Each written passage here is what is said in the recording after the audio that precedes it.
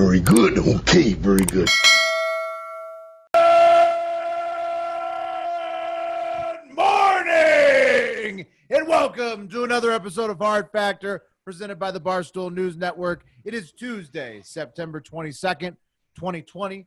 And because it's Tuesday, that means that all four of us are starving ourselves, have not eaten in quite a while, getting ready for that weigh-in. So you guys going to make a few mistakes on the podcast today. Take it with a grain of salt. Mm-hmm. It's been tough because I've been trying to walk as many stairs as possible, but it's also dangerous doing that when you're lightheaded. Yeah. I made the mistake of drinking a Coke Zero in the middle of not eating anything, and that was not easy on the belly. Your stomach was rumbling the whole time. Yeah, you're saying? that was just like gut rot. Yeah, You got to roll with Tums, bro. Big time gut rot. They always say breakfast is the most important meal, but not if you don't have any meals. None is. Skip. Yeah, just skip. Right. To pretend it doesn't exist. Yeah, exactly. Then air becomes the most important meal. Look, we're not letting Large win this thing. No way. We got to take him out. Oh, Large is at Willie Colon's golf tournament yesterday, just fucking pounding macaroni salad or whatever he was eating. I saw that. Good. Hey, Pat, you donated your money though, right? And we all got the charity set up now. So, Pat, give us the specifics. What's going on? Oh, 100. Yeah. So I think we talked about it a little bit, but we're fully in now. So here's the deal, guys. A fatathon, #fatathon. You can fatathon at home with us if you want, but the four of us are fat as shit, plus Large, even fatter. Well, not technically, but he weighs the most. Here's the deal. Between now and Thanksgiving, we're going to be losing LBs for charity and also for you guys, because assumedly, if you're listening to the show, you're a fan of it, and you might want us to continue to live.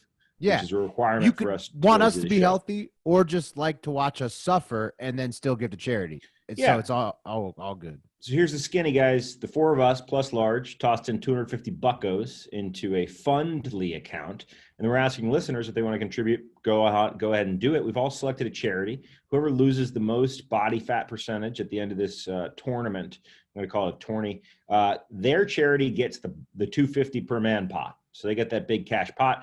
And then the listeners' pot will be distributed equally, pro rata, per how much weight loss each individual has lost to their charity. So I've selected the Sims Foundation, which is a foundation for mental health and substance abuse for musicians in Austin, Texas, near and dear to my heart. Willie? I got the California Fire Foundation. All the folks out here in the West Coast dealing with the fires. This organization helps people who are affected by the fires, helps the firefighters, families of the firefighters, everything dealing with the fires. Mr. Mark, what you got? It's the name of it, I think, is like literally like Child Abuse America, but it's for giving counseling and support and money to like sex trafficked and sex abused children. It's like, so fun one. And but serious and important. And Wes, what'd you get? I got Team Rubicon. They help veterans by helping them acclimate back from the wars and service, and then they help the communities that need help. Like they're helping with Hurricane Laura, and then they help with just relief projects. Oh, hell yeah. And then Large is doing the Willie Colon Foundation. That's it, guys. We're gonna weigh in. You'll hear our weigh-ins on tomorrow's show. You'll hear how thin or fat that we are. Right. So we'll be in a good mood and on What the Fuck Wednesday, but generally on Tuesdays, we're just good, we're gonna be sharp on Wednesday. Wednesday. I'll give you a great fucking show. You're getting a good show. You're just it's 4 hungry dogs run faster. Is that just double check our facts? Just that's all. It's today. Just today. We're hungry dogs. We're running. PreventChildAbuse.org is the exact. How do they give?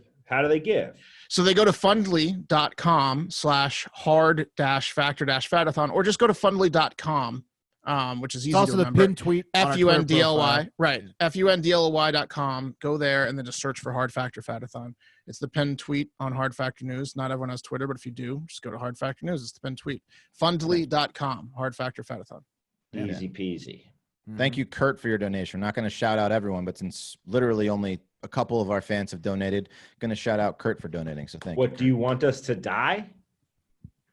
Yeah, or all the people in the charities affected by it. It's really, you just want them to die? Get your hands dirty. We literally have every charity covered. So I mean, you'll feel good about it. Well, not only that, not only this, that's for charity. This is for fun. we are going to start a gambling pack, political action committee. We're sick of it not being legal to bet on politics, and also not all states having sports betting. So I think we're going to take some action politically. We had talked about starting a party with PFT, but I feel like being lobbyists for gambling is more our speed. Pays better too. We don't. Yeah. Well, we don't want to start a political party. We don't That's care. too much effort. What we want is to gamble on politics. So we're definitely doing the pack for gambling, and we don't have a lot of money to offer as lobbyists. So what we might do is break some knees. We're going to collect it. Okay. Anybody can give us money. We will then use that money to fund ourselves, talking about how great betting is in general. It's going to get very illegal. Yeah. Yeah. Okay. And we're going to film it. Yeah, it's going to get highly illegal. Gamble responsibly. We're going to say that right now. We're going to get gambling out there. Yeah. But also shout out Bubba and Cam, legal interns. They were on the phone while we hatched this, so this is all on the level. Above board. Neither of them passed the bar, but okay, let's do the news. I'm excited to be a lobbyist. It's like yeah, you just hang out in lobbies, grease palms. My new job.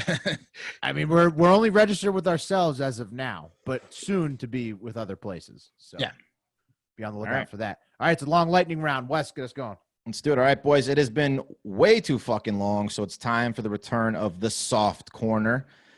That's right. In this edition, we are throwing every official involved in this story and belonging to the Ocean Township in New Jersey into the soft corner. Hold on, Wes. That's my hometown, bro. Is that your place? Is it really? Birth? That is 100% my hometown. That's where I was. Yeah. Okay. Ocean Township is Pat's. His hometown on his bio, right? You got that would be. Well, Herndon's your hometown, though. Yeah. Really. Yeah. You were there for not 10 that years. long. 10 years in Ocean Township. Okay, but we'll the go 10 on. most forgettable years, because you're 1 to 10, you don't really remember that much. Well, you got some unsympathetic motherfuckers in Ocean Township. So what happened is officials in that township put up for sale 89-year-old Glenn Christie Goldenthal's home that she have lived in for like 50 fucking years because she owed them 6 cents in back taxes. Whoa. Yeah. It's ridiculous. The 89-year-old woman, who also has Alzheimer's, had been receiving calls from tax collectors for the 6 fucking cents, but could not remember. So as the requests for the 6 cents went unanswered, the process of taking this old woman's house kept going. Nobody who was dealing with this case stepped up and said, "Hey, I've got 6 cents. Here you go. Now leave this poor woman alone, for fuck's sake." So they put her house up for sale back on September 9th. And it wasn't until her daughter took to social media for justice that their frothing and greedy mouths close. Even the guy calling to collect the taxes, who also could have given up the 6 cents, said he could tell the old woman was not well when he called to How many collective salary hours went into trying to collect this 6 cents? Because it sounds like 5 figures of salary of labor went into of different people. Well, and then they couldn't even like do the right thing, obviously. Yeah. After spending all that money and investing all that, I mean. Right. Bunch of assholes on salary. Also, I think I got it figured out. I think Pat's hometown is Herndon, but the Beeves' hometown is Ocean Town. Hey, baby. There you go. Well, yeah, that's where I was raised, 32 Dwight Drive, Ocean Township, New Jersey. But what the heck, man? This is fucked up. It's ridiculous. So the woman's daughter said she didn't know about all this bullshit until after her terrified 89-year-old mom called her as they were slamming home the for sale sign in her front lawn. She said, quote, "She's called me dozens of times in the last 24 hours. Is my house going to be okay? Do I have to pack? Where am I going to live?" Said the old woman. They almost scared her to death. Exactly. Yeah. I mean, this is the last thing she needs to be worrying about is getting kicked out of her house. So the woman called the township's mayor, Christopher Siciliano, who apologized and then canceled his vacation plans he made with which he planned to pay for with the house cash. Just kidding, actually. Kidding. Actually, Mayor Siciliano, maybe it's because he got caught. I don't know. He's actually a good guy and is currently working to fix this tax code that allowed this to happen and has reached out to a state senator to lower the threshold on owed taxes before this kind of bullshit also is reverse triggered. this one, right? This one gets reversed. This one got reversed. Okay. Yes. So, yeah, it's a happy ending, but very soft of the township. They spent so much money trying to figure this out.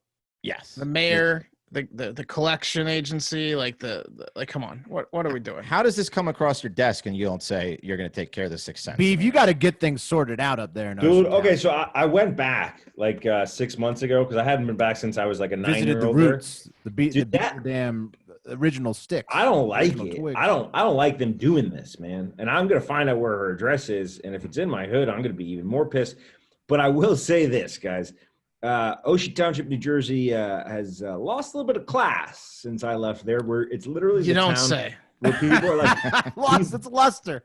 dude, Yeah. people are like knocking down homes. It's one of those towns now where people like knock down like 7 homes and build a mega mansion on those 7 home lots just in the middle of a regular neighborhood. Yeah. No one Sounds gives like a fuck. It's sounds like they're audacious. taking homes all right. Yeah, they Yeah, are. yeah. Someone Sure. wanted that house, is what was going on there.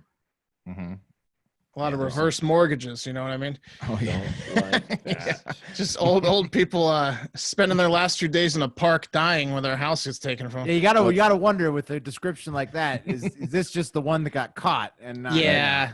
Oh yeah, Yes. they've been knocking down. What was that? houses there What for was a that while. mayor's name again? Siciliano?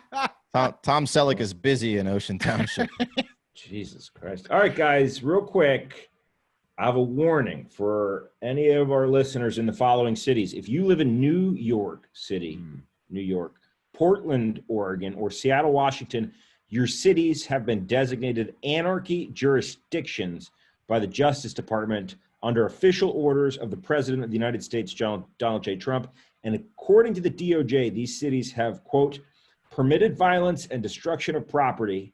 And guys, if you're listening and you're one of these cities, I recommend, if you haven't already, you arm yourselves heavily, barricade your doors, and set booby traps. And if you're unsure how to set booby traps, I recommend you download the Anarchist Cookbook and use their own literature against them. Well, yeah. Maybe toss a legal disclaimer on there. Hey, no, this is serious business, guys. I mean, is it that bad? You're on the ground floor. You're in the anarchy zone. Well, it's It's funny actually you say good that. advice. As many of you know, I've been in New York City for the last couple of weeks, and I want to take this opportunity to send a direct message to my family. Mom, Dad, Megan, Brendan, I'm fine.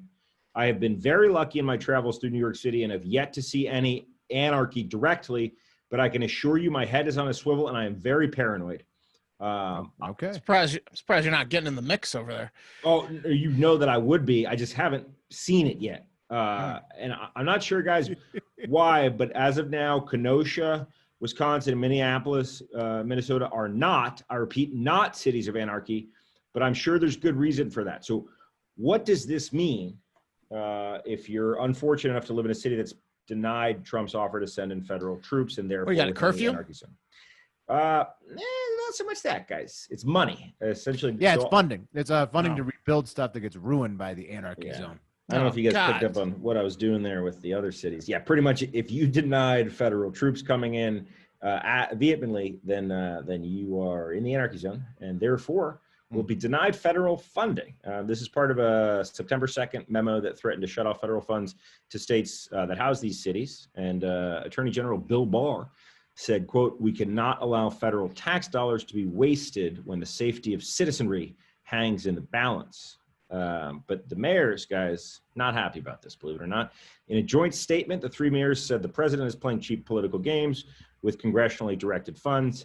And the governor of Washington, Jay Inslee, went a step further on the matter, saying, trying to strip federal assistance is appalling at a time when Americans are struggling to pay rent and buy groceries because of the White House's abject failure to defeat COVID-19.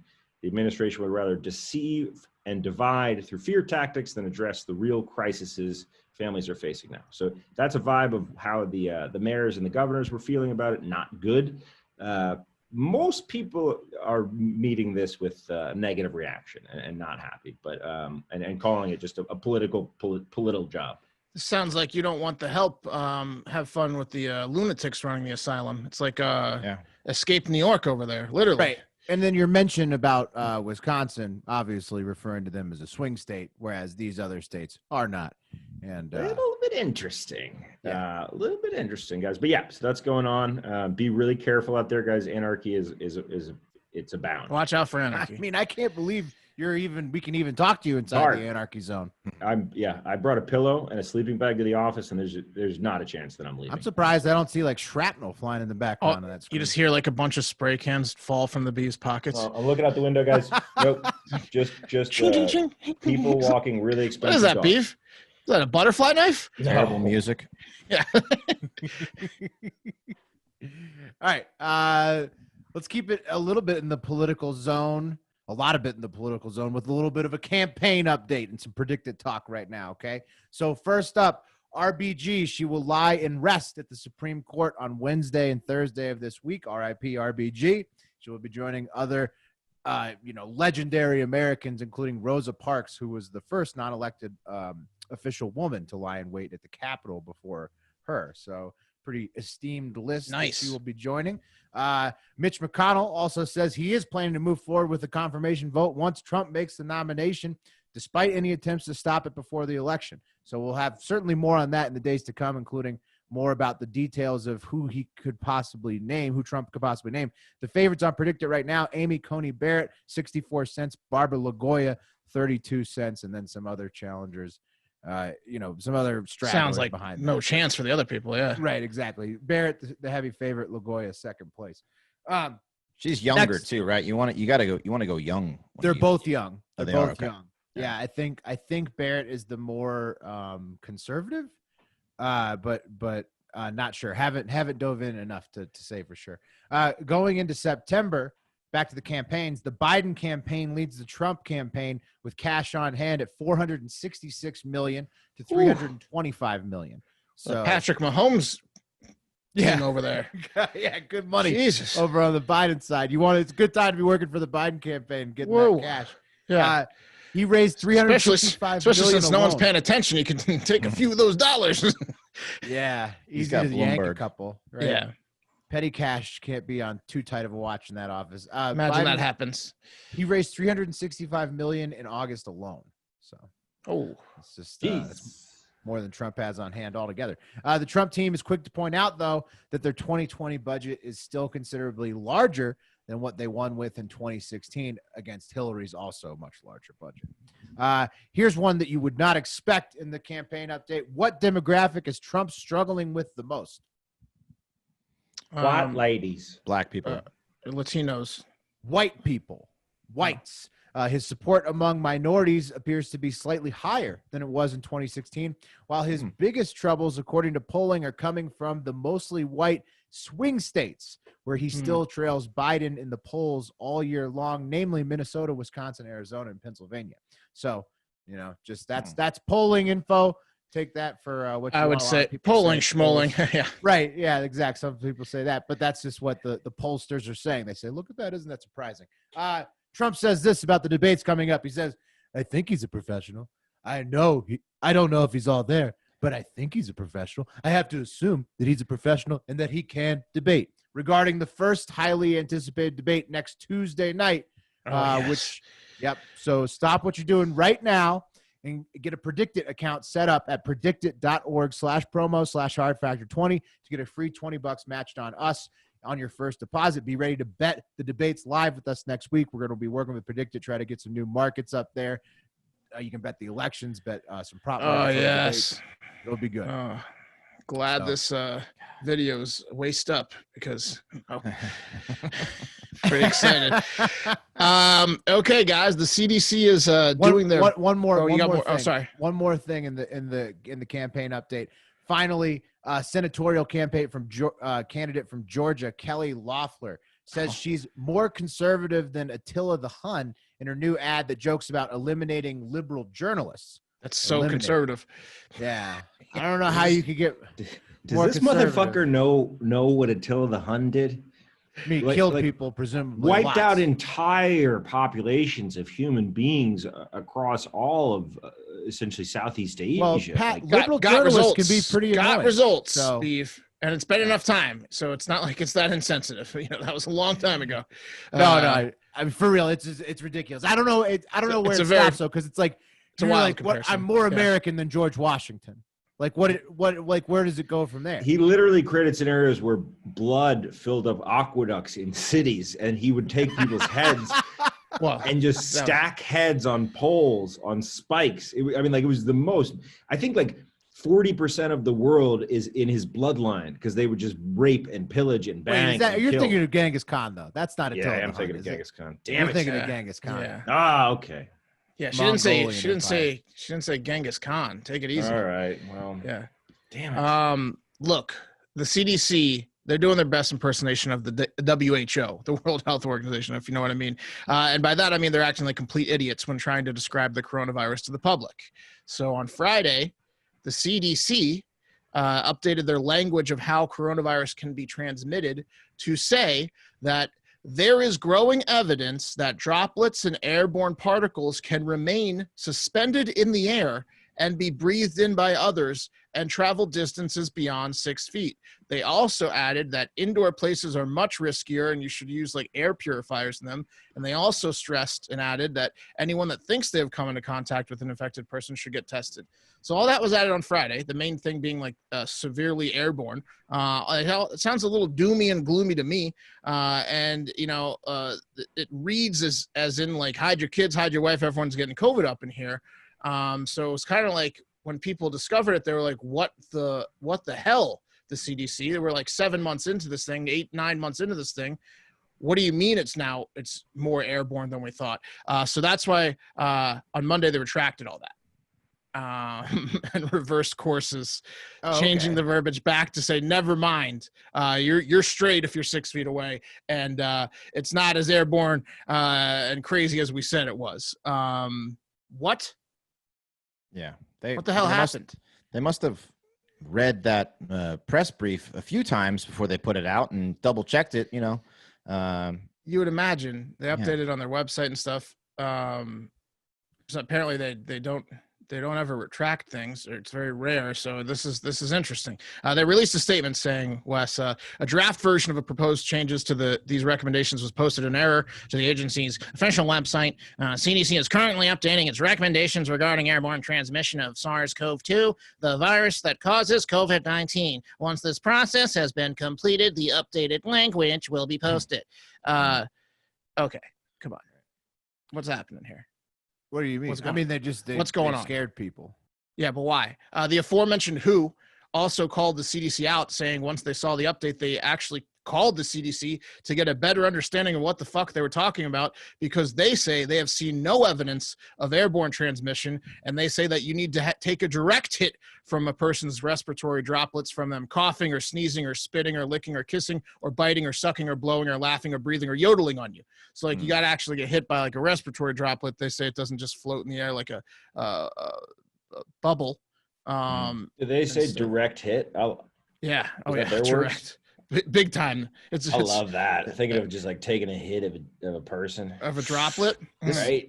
This kind of worries me. My paranoid conspiracy mind goes to like maybe there's like a do-gooder inside the CDC that like maybe like put this out. No, because this is the truth. Political, obviously. Are you but it could be both. So what Wes is saying is maybe a do-gooder wants to expose it, and then the political aspect of it is like the Trump campaign saying, "Hey, shut the fuck up! You know, stop fear mongering."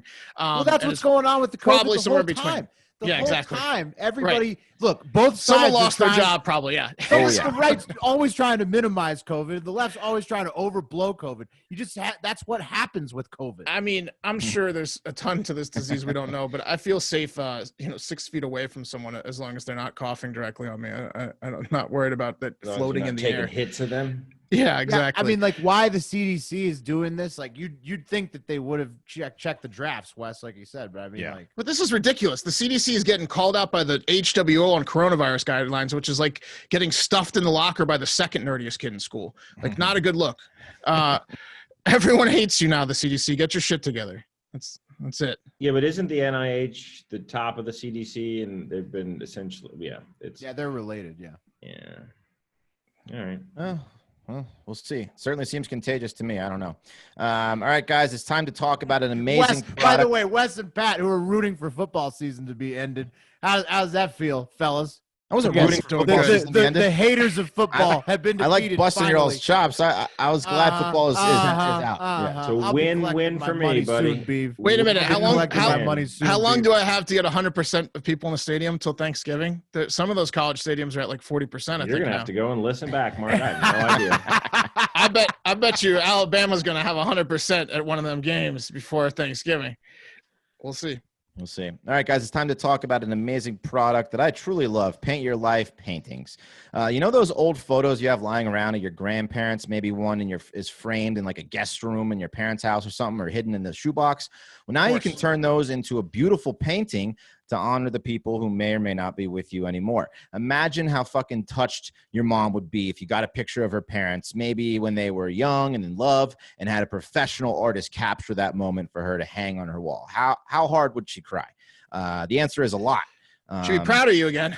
Yeah, she certainly would. It's an instant one-up on any other siblings you have. Prideful tears in a long time. Yeah. Mm-hmm. Yeah. I mean, nobody's topping that gift. When I heard that at paintyourlife.com, you could have an original painting by a world-class artist done by hand from a photo, I thought, what a great idea. It must be so expensive. But I mean, I'd pay $5,000 to be my mom's favorite, you know? But these paintings are very affordable and the quality is great.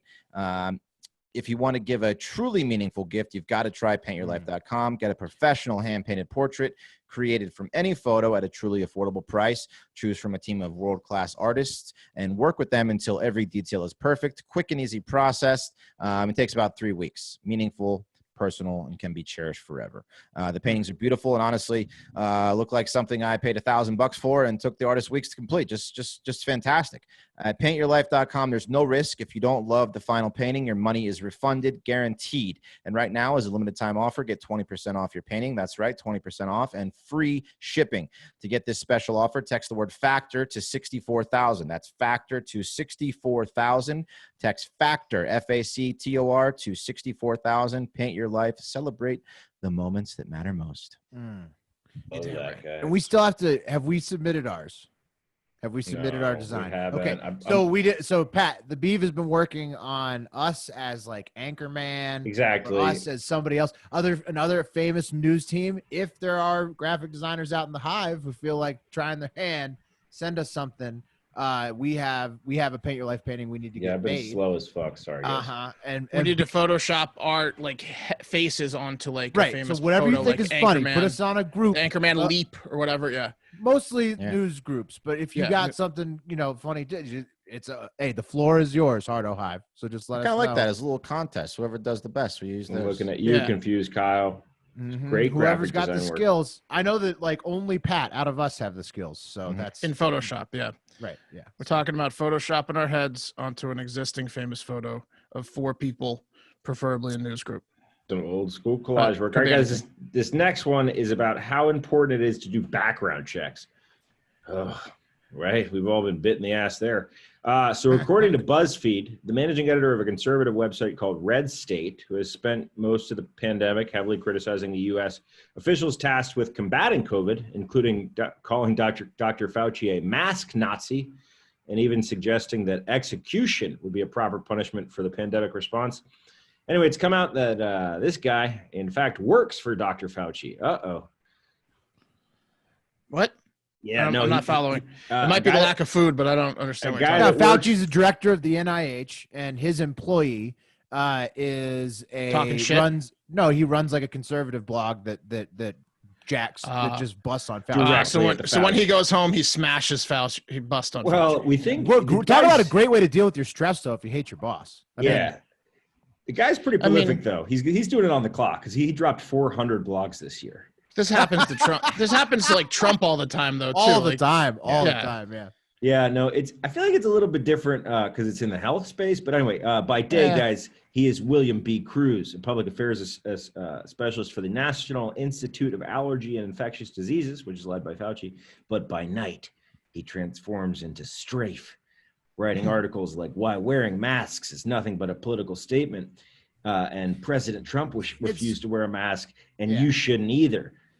This also helps explain the last story because guys like Strafe write all the shit that comes out of the NIH, and guys like Strafe, except a different Strafe, write all the shit that come out of the CDC. So it's like, maybe it was the left Strafe that wrote the CDC. You just never. I'm not happy with any of them. The WHO, the CDC, the NIH, the God damn it. And then it's the bureaucrats that work for them. You have no idea who they are and what their beliefs are, and then they just push through whatever the fuck they want to. So yeah, those organizations did a pretty shitty job of clearly, expressing the concern for the pandemic in a timely fashion and making it clear so that everyone with a click of a button can find out how you can get it or not, and those organizations have been shitty. It was amazing how seamless it was. Yeah, you don't want a guy who's working at one of those organizations to write this. I think. No, probably not. No, No, I no, think probably we're not. at the point where it's safe to say that the entire Wuhan virus scare was nothing more or less than a massive fraud perpetuated upon the American people by quote unquote experts who were determined to fundamentally change the country's lives in the way that they are organized and governed. So it's like, okay. And that dude like works an at the opinion, NIH. man. Wow. Yeah, stoked that you have that opinion, but maybe, I don't know. Do a little background check next time, guys. When reached for comment, the NIAID said Cruz would, quote, retire from his position very soon. So they're forcing him out. I think Europe's under a nasty second wave right now. Huge. They're talking about Boris having to cancel Christmas and shit. Yeah, Europe Really? is. Yeah, UK, Italy, Oh, yeah. Spain. Yeah, Europe's having a real bad second wave right now. We're doing much better than Europe right now, but we're right. We're just coming into our dip right now. We're about to be doing the thing where everybody was like jogging in public and stuff. When I dip, you dip, we dip. Exactly. Yeah. We're about to have 100% people at a college game, so I can collect that bet from Pat. And then the new outbreak. Don't worry. Right, but then you gotta be careful. Maybe we'll have a vaccine by then. What if there's then a vaccine and then we're rolling? I'm just hoping enough people got it or came into contact with it that maybe we don't have a second wave, because we didn't really lock down that hard, and people kept traveling and Sweden walked it off. Sweden walked it off the most. They never locked down at all. That's what I'm saying. I'm hoping that's what happened. We'll see. Yeah. All right. One more for me. Let's go. Oh my gosh. Charles in the Heart of Hive. You can always count on Charles for a crazy story.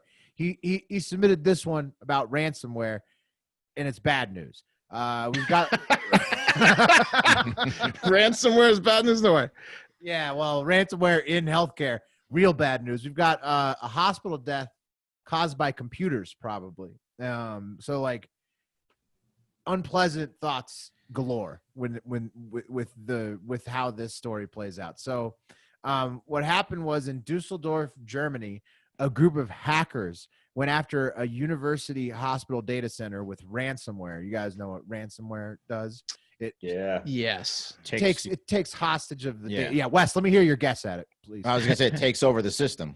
You're right. It does. Yeah. It takes over the data center files. Yeah. I have no idea after that. Okay. After that, it sends them. And then Liam Neeson comes in. when you try to access the files that the ransomware has, encrypted, it sends you a note and says, "Hey, send me however many bitcoins or whatever, because I got your files, motherfucker." And they time limit it. Yeah, they all kinds of different schemes. The hacker groups, I'm sure, run it slightly differently, but it's a common one that they perpetrate against big organizations. I've been a victim of this type of hack before, actually, in a previous job, and it sucks. Yeah, they like lock your screen and say, you have to. We'll delete your files if you don't pay. Yeah, if you don't pay us like thousands of dollars, we'll delete everything on your computer. Yeah. Right, and then luckily, like in my situation, we were able to isolate it quickly to like a limited number of machines, just retire those and tell them to fuck off. But in other situations like this, where it had vital information and it was widespread across all their 30 servers, the hospital had to inform both the cops and the hackers that, hey, ransomware dickheads, you doing this to our files means that this hospital in Dusseldorf cannot accept patients to the ER or perform surgeries. So the hospital informs that the hackers, when they realize they're blocking people from getting admitted to the ER, they give them the decryption key, but it was too late. A woman had already been transferred to another facility 18 miles away from the affected hospital because the systems were down. And it looks like that 18 miles was the difference between life and death for that particular woman in Dusseldorf. Whoa.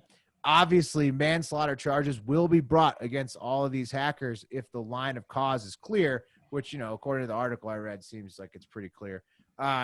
Super scary, though, to think how powerful ransomware can be in today. Like computers, which think more for themselves, AI, every year, I mean, they could literally just turn the fucking lights off on healthcare. Like it's a scary thought. On everything. Healthcare, airplanes, cars, everything. It's a little scary. Taking it to the internet. We have Machine Lord popping up, thanking Charles for the submission. and it's never good when the Machine Lord is happy about Wait, it. that's your wait a account. minute. No. I don't know if that is. I mean, not my account. You are it's Machine Lord. scary, no, it's a I scary already doxed account you on the show. Twitter. Is You're that- a is Machine that- Lord. Is that Are you strafe? Is If by Machine Lord night, one? by night I'm You Machine couldn't Lord. get the good Machine Lord. I know that. I follow 2 Machine Lords, and one of them is Will's burner, one of them is someone else, and I always at both of them. It's the other one. It's the super scary one. It's not my yeah, burner, it's for the other sure. guy. The other guy's in on all of our jokes too. Yeah. That's that.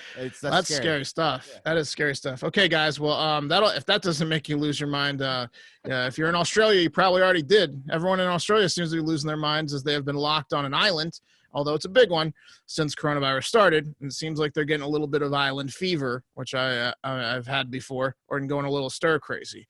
Australian Airlines. I'm going to pronounce this as Qantas. Well, incorrect. No, correct. Oh, Qantas? Well, when they see crazy, they also see opportunity. So they decided to offer a literal flight to nowhere. Let's let Wes guess what this one is. Flight to nowhere? Yeah. Where is it going? Yeah, what does a flight to nowhere mean? Just off the fucking island, I'm assuming. I don't know. I have no. Is it nowhere? Is nowhere the name of a place? I don't know. No, it's That's a flight. clever thinking, Wes. I like that. That's problem solving. That's smart. That's outside the box. Technically, I mean, if there was a place named nowhere, you would have a passing grade there. Okay. The flight, which takes off from Sydney on October 10th, you guessed it, lands back at Sydney on October 10th. So they just fly around for a little while, and they land direct flight to back to where they started. Direct flight to nowhere, and sounds like a fucked up episode of the Twilight Zone, if you ask me. But yeah, I guess what happened is that. yeah. So How here's long the are they point. spend in the air? 7 hours. The 134 available seats that are priced between $575 and $3,000 sold out in 10 minutes. So Wow. 100, like this, people are really chomping at the bit to just get on a fucking airplane. Do you and fly automatically around. get to join the Mile High Club in this situation? Because I would hope sounds so. like They better be. Yeah. I know a lot of Yeah. airplanes locally because I think I'm going to Vegas for Thanksgiving. I don't think domestic flights in the U.S. are serving drinks, but this flight better fucking be serving drinks. It should be a lot of smoke on this flight. Yeah, that's what I'm saying. So taking it to the Qantas spokesperson, they said it's probably the fastest selling flight in Qantas history. People clearly miss travel and the experience of flying. If the demand is there, we'll definitely look at doing more of these scenic flights while we all wait for borders to open. And obviously demand is there because the Qantas CEO, Alan Joyce, said, to put it simply, we're an airline that can't really fly to many places, at least for the time being. So if these fucking idiots want to sit on our planes for 7 hours while we slowly circle the country, we aren't going to stop them. Half of that quote's real. I didn't say that. Yeah, That's a waste of money. Crikey. Yeah, right. All jokes aside, I mean, the airlines and airline employees obviously are taking a big hit during coronavirus, so I'm glad they're getting up in the air. But I'm going to root from the sidelines on this trend that may take off, pun intended, as Taiwan and Japan are already booking similar flights to nowhere. So it's like becoming a thing.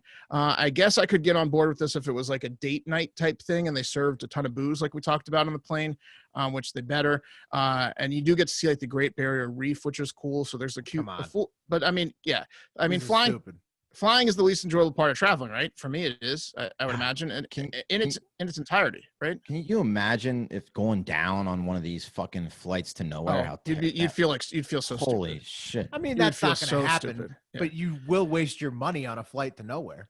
Yeah, I mean, to me, flying is pretty tedious and shitty from the beginning, from heading to the airport and second guessing if I left too early or too late, then getting there and parking, and then taking a shuttle to the terminal, going through security, getting on the plane slowly. When I do finally find my seat, fumbling to buckle the seatbelt around the mess that I made with my book bag and jacket and headphones and iPad and drinks I snuck in.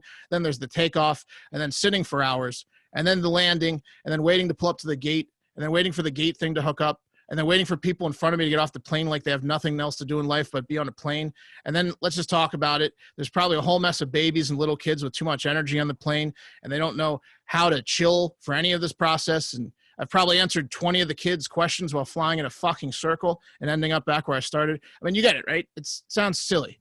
Leaving your laptop at security. Yeah, exactly. Getting your laptop crushed by the asshole in front of you. Right. Well, you wouldn't bring anything what on the this. fuck? Why would you bring fuck anything? is this? No, Yeah. you wouldn't bring anything. Binoculars, Stupid. lube for your partner to give you You have a to wear a hand job while mask you're the whole drinking. time too. Yeah, of course you do. What the fuck? Who wants to Look, wear a mask for 7 hours? I don't get it. If you have expendable income, Stupidest thing ever. Here's what I would do instead. I would spend expendable income if I wanted to get out of the house on a nice ass hotel. That's what I'd do.